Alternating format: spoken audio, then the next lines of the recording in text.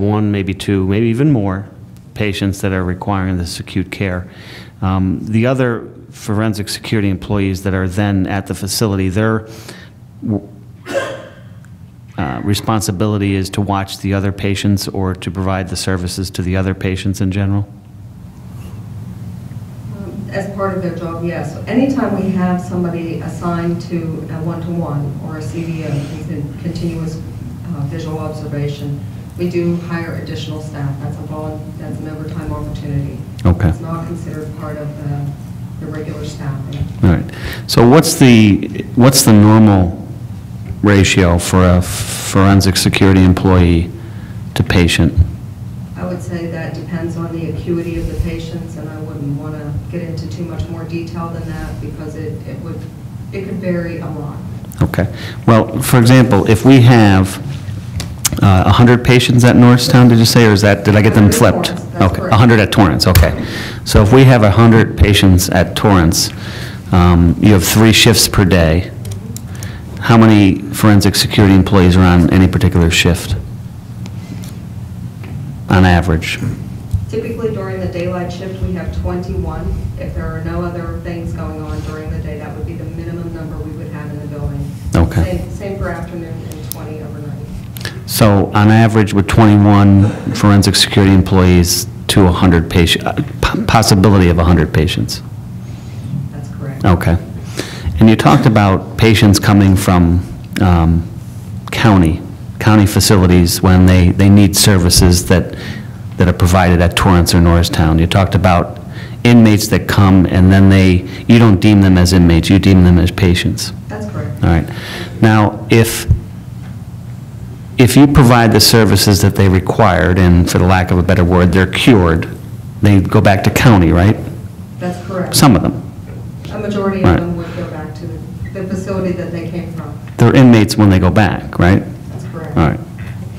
There are times, and we've had a situation this past week when charges are withdrawn. We have a very brief amount of time with which we can get a person into the community. There are times when the courts determine that the person no longer needs to have our services and they may need to be transferred to a civil hospital where they would be a patient. There are times when they are taken to a different type of setting. So there are a lot of different types of scenarios that could occur. The majority of our patients would go back to a jail. Okay. And you talked about the patients not being locked into any cell at the facility. Now, for example, at Torrance, how many separate units are there at Torrance? 4. Okay. So if we have 4 units, about 25 per unit, 25 patients per unit? That's correct. Right. They don't have access to anything other than that unit, that living space, correct? Not without being escorted. All right. That's correct. And that's a secured unit, limited access to anywhere else? That's correct. All right. That's all I have. Any questions from the panel? I do. Thank you, ladies. That was very informative because this is one of the areas that I'm not as well versed in. One of the things that I was wondering about is something you said, that there is an accreditation process, and it seems like there's more than one. We maintain within the state hospital system under Department of Public Welfare to meet the criteria for hospital level of care. We maintain both the Joint Commission standards and also the Medicare standards. Okay. Through that process, the Joint Commission standards they also incorporate the Medicare standards with them. In order for us to be a hospital and to be able to bill for services or meet the criteria for providing those services, there are standards that govern how we operate and how we perform. We do try to draw down dollars from any kind of insurance that somebody may be eligible for. If for some reason somebody needs to be taken to a medical facility, a community hospital for some type of intervention for service or treatment or whatever, we do try to tap into any kind of monies that we can draw in so that we're all taxpayers. We look at every resource possible to try to increase our revenues from outside sources. Okay. And when you say that, I guess the Joint Commission standards would be more stringent than the Medicare standards then?